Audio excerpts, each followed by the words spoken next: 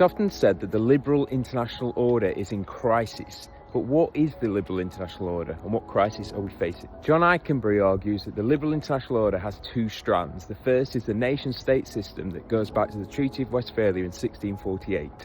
And the second is the ascendancy of liberalism that came under British and US hegemony. This culminates after World War II with the creation of the United Nations and the Bretton Woods institution. To use John Ruggie's phrase, these embed liberalism as we see values such as state sovereignty combined with a broader commitment to free trade as a social purpose. But just over 70 years later, the global financial crisis of 2007 and 2008 combined with the rise of the BRICS, sees an era of shifting power balances challenge the liberal international order explicitly. The first threat is liberal states themselves.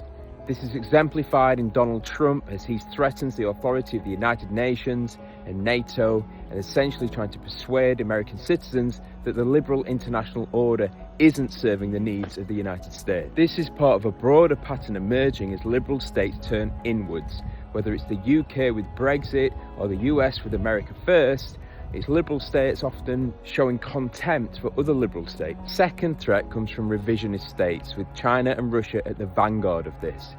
These have benefited historically from the liberal international order, as for example they have permanent seats on the UN Security Council. But essentially they think the liberal international order has served Western needs more than theirs, and they think it's time to significantly revise it. The third challenge comes from the periphery, as states in the global south view the liberal international order as something that was imposed on them. Post-colonial scholars explain, global south states have become increasingly resistant to liberal states that on one hand speak of universal human rights and prosperity, but on the other hand seem to fail to reflect on the very structures that are causing and maintaining gross global inequalities. In other words, they question the moral value of the liberal international order and see this as much more of a colonial project. Overall, the crisis in the liberal international order is very real, but whether you think it's a good thing or not is up to you. You may want to see the liberal international order continue, but argue that liberal states are acting illiberally and need to change their behaviour to restore its value. Or you may just be glad to see the back of it. But historically, major reordering has occurred after major wars.